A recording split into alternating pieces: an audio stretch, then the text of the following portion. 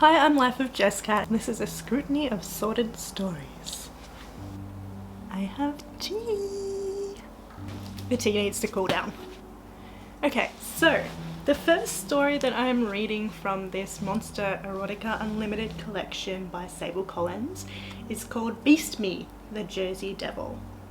So let's get into it. Don't know anything about what it's about other than the title. It implies that there is a Jersey Devil. This one has a name. A lot of the main characters seem not to have names. They're just in first person and it never tells you because it's not relevant. This person has a main character called Marsha. It is in first person, but she tells us that. She's a chemistry grad student. I can appreciate that. So she doesn't have many friends. She's got a best friend, Alina. She chats with her lab partner, April, and chats with the elderly Armenian woman who sells flowers near her apartment. So she's not the biggest social butterfly in the world, let's say that. Okay, so the context here is the high school reunion. Alina is like, you should come because, you know, it's your school reunion too. They've been friends for a really long time. Since childhood. Since kindergarten. It's a rare friendship. Treasure, Alina. Oh dear. Here we go. Oh, it's after my own heart. Okay, so we're reflecting on when she was growing up, and Alina's always been her best friend, her really only friend.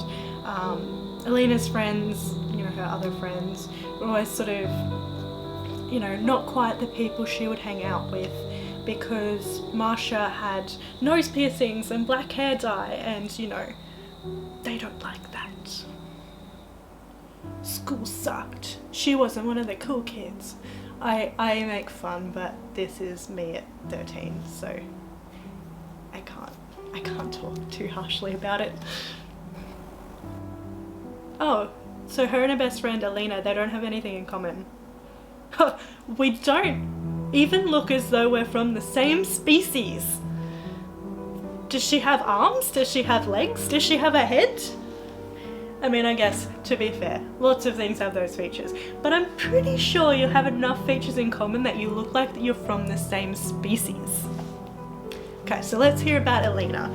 Alina's short and feisty, she's got perfect lips, perfect curves, high cheekbones, and immaculate short dark hair.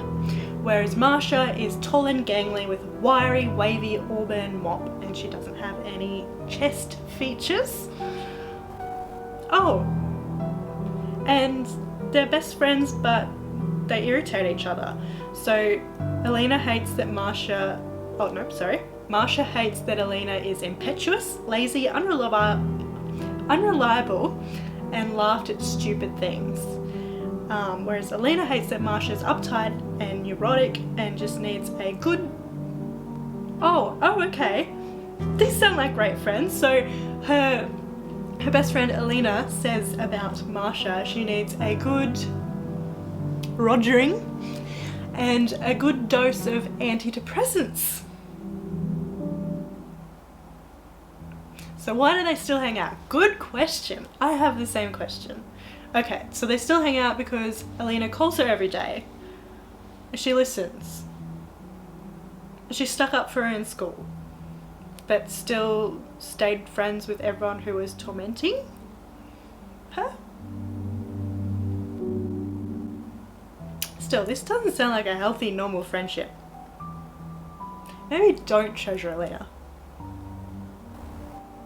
Oh, they seem to have a school reunion every year, because she's talking about how, like, oh, the reunion, going to it was Alina's idea. Last year I pretended to be sick, the year before I had exams. So they have yearly school reunions, so it shouldn't be much of a big deal because you only saw these people a year ago, if you'd gone.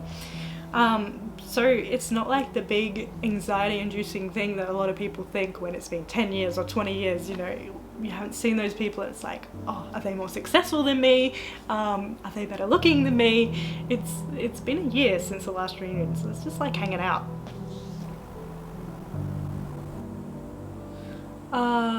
So Alina's bad at reading her text messages. I can relate. And They've just driven to the location of the reunion to find out that it's closed due to a plumbing incident. Elena would have known if she checked her text, but she hadn't. Elena is annoyed. Elena's annoyed because Marsha's been whining. She's like, all the way down here I drove and you're still whining. I don't want to spend another second in this bad town. I'm driving back now. And Marsha's like, but it's after 9 now. Can't we do it in the morning? It's so late. They got a hotel room, so they could have easily just stayed the night. Oh, another healthy friendship sign. I didn't want to say anything because I didn't want to awaken the beast. Everyone's best friend has like a beast that's ready to explode at any point, right? So Marsha's like a bit timid. Her friend's really annoyed and she doesn't want to anger her, but she noticed her friend's driving them home and she's gone off the expressway into like this tiny little country road, and she's like, are you going the right way? And her friend's like, goes off at her like, are you kidding me? Do you want to drive? I'll swear if I want to. Oh, she let go of the wheel just to like make a point. The car veered violently to the left. Do you want to take over? And she's like, oh god, no, just, it's okay, sorry. This is a terrifying friend. So they're going on this like country road, it's unlit and it seems to be getting narrower and there's forest on either side. Marsha's like, is this safe? And Elena's like, what are you on about? Ugh. Such an annoying person. Why are you my best friend? Why are you guys friends? Marsha's like, I'm not sure this is the right way. There's no lights. Like, are we going home? And Elena's just like, Jesus, will you shut up? Like, I've driven this way like 20 times or more. I'm an expert. Ah, so Elena's just been like, wait, are you scared because of the Jersey Devil? No, I lied, Marsha said. She's been scared of the Jersey Devil since kindergarten. Elena's like, are you serious? You're a scientist? Chill? Oh, Elena believes in it too though. She's just not scared of it. Oh, now Elena started teasing her about the Jersey Devil. So the legend goes, for those not familiar, apparently, according to my source, which is this story, which is possibly not the most accurate, an old dried up hag witch gave birth to the Jersey Devil, and when it was born it was so hideous looking that she cursed it and it killed her and ran into the forest. So it's pretty scary. Kills sheep, cattle, bears, it doesn't care, it'll kill you. The government has been trying to catch it for years. She has seen the pictures. Okay, Elena's just pulled over the car to the side of the road and Marsha's like freaking out like, oh my god, I'm so scared. You're a horrible friend. She should be thinking that. She's not saying that. So Elena, she's a bit of a prankster. Oh, Elena's just reached over into Marsha's lap, grabbed Marsha's phone and threw it out the window into the darkness, into the forest. Jesus. This is your best friend. You can do better. No friends is better than this. So now Elena's acting all innocent and Marsha's like, you threw my phone out the window, you're crazy. And Elena's like, oh, you almost said a swear word. Like, aren't you cool, Elena? Aren't you like a badass bitch? Elena's like, all you have to do is get out of the car and fetch it. Marsha's like, you fetch it? And Elena's like, it's not my phone, it's not my problem. And Marsha's like, why'd you do that? And Elena's like, because you're being a pain. I'm sick of it. So I haven't got to anything monster yet, but I'm already appalled because this story is kind of horrible. This friend, my god. Okay, Marsha's getting out of the car, she wants her phone.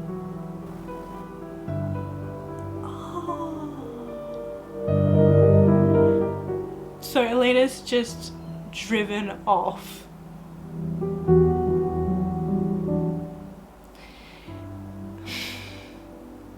Marsha got out of her car to retrieve her phone that her friend Alina had thrown out the window to scare her because she's scared of the Jersey Devil, which is meant to be in that forest.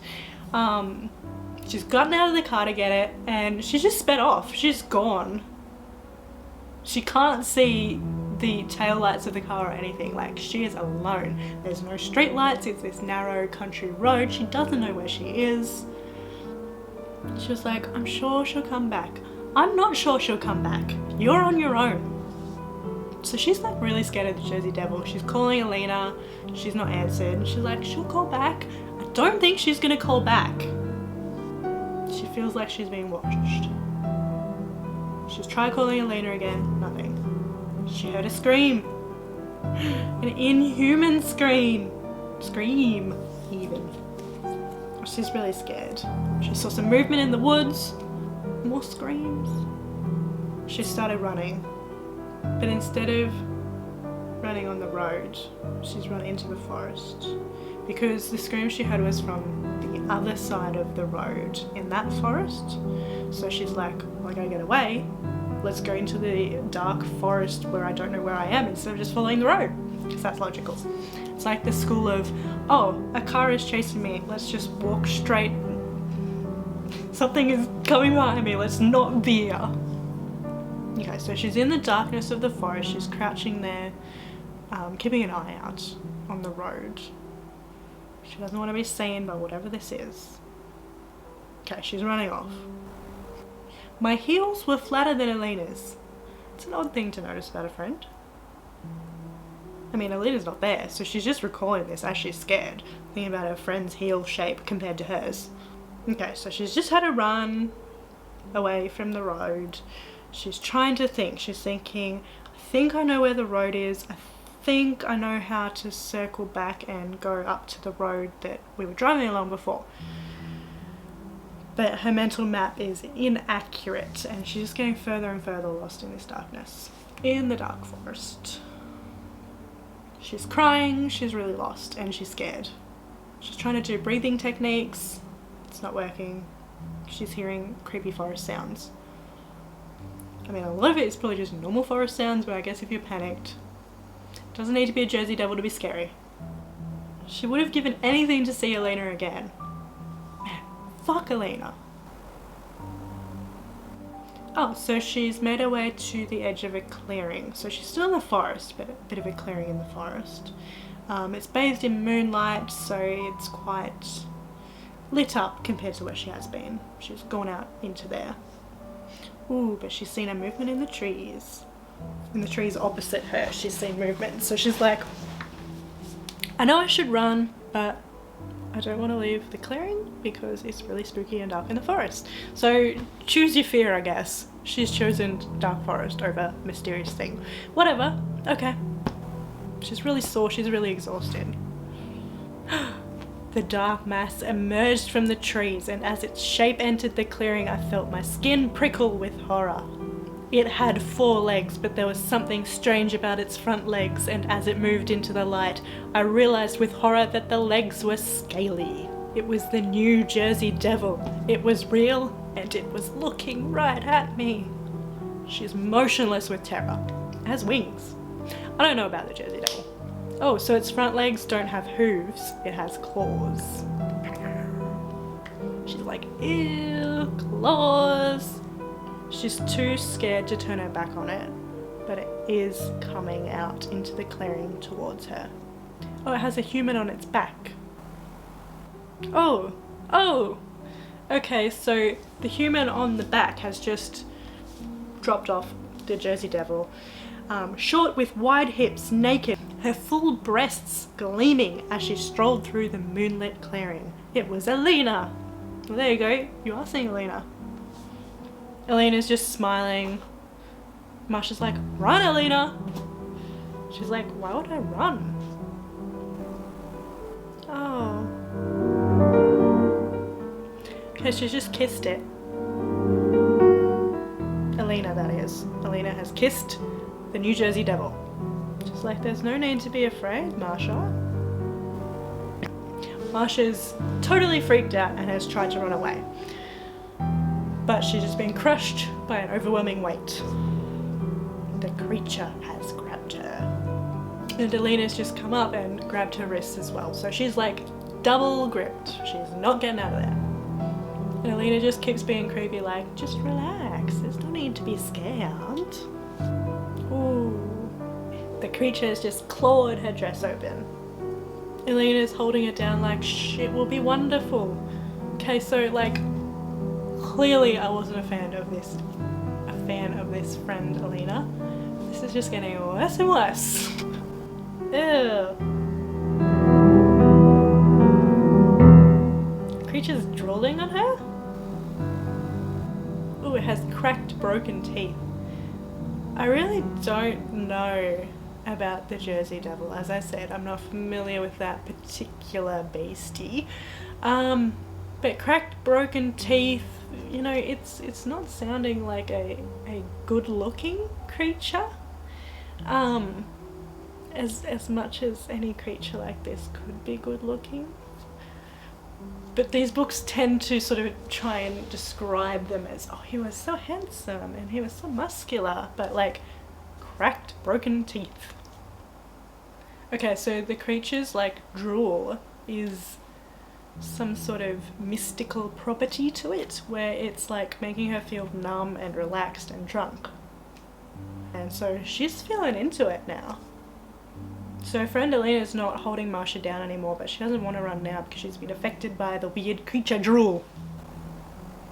Okay, so now Alina is moving towards Marcia and doing some intimate things that, let's just say, were it not for the drool, which is essentially a date rape drug, because it's taken away all of Marcia's like abilities to flee and, you know, be scared. She's just really numb. So now she's like under a spell. Marcia's into it. She wants to kiss Alina. She wants to kiss the creature. She's loving it now. The creature had human genitalia. Didn't know that about the Jersey Devil.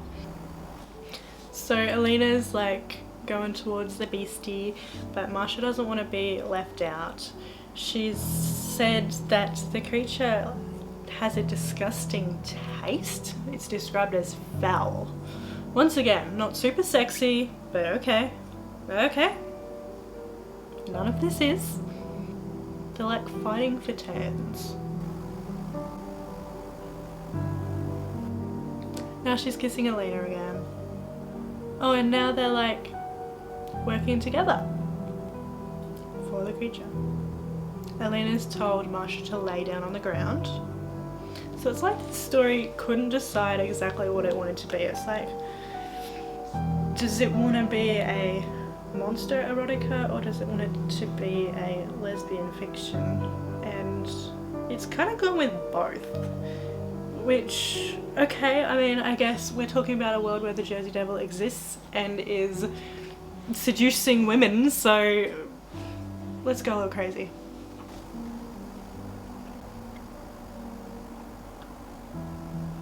Some really unsexy language in here. I mean, the whole thing is unsexy because let's remember, she was terrified, she didn't want this, and then she got like drugged by creature drool, which made her compliant and willing. So the creature's getting into it now. She just had a moment of terror where she remembered this creature has giant scary claws, and these claws are near a very sensitive location, but it's being so tender with its claws.